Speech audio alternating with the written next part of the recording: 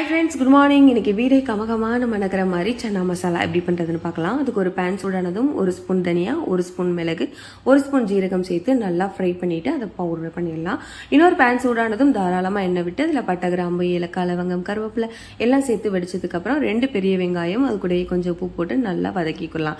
இது கூட 2 ஸ்பூன் இஞ்சி பூண்டு பேஸ்ட் சேர்த்துருக்கேன். 2 பழுத்த தக்காளியாக மிக்சி ஜாரில் போட்டு அடித்து அந்த பேஸ்ட்டையும் சேர்த்துக்கலாம். பச்சை வாசனை புகை வதங்கினதுக்கப்புறம் 4 பச்சை மிளகா நீல வாக்கில் கட் பண்ணி சேர்த்துக்கிறேன். இது கூடவே மசாலாக்காக நம்ம ஃப்ரை பண்ண மசாலா, கொஞ்சமாக காஷ்மீரி மிளகாய் பொடி, கொஞ்சமாக மஞ்சள் பொடி, சன்னா மசாலா இருக்குல்ல அது ஃப்ளேவருக்காக கொஞ்சமாக சேர்த்து பச்சை வாசனை போக வதக்கிட்டு இது கூடயே 1 கப் தண்ணி விட்டு நல்லா கொதிக்க விட்டுடலாம்.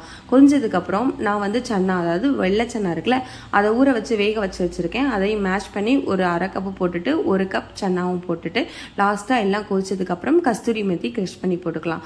நல்லா வாசனைக்காக லாஸ்ட்டில் பட்டர் போட்டு ஒரு 1/2 லெமன் பிழிஞ்சு விட்டோம் அப்படின்னா சன்னா மசாலா ரெடி. கண்டிப்பாக ஒரு தடவை ட்ரை பண்ணி பாருங்கள். தேங்க்யூ.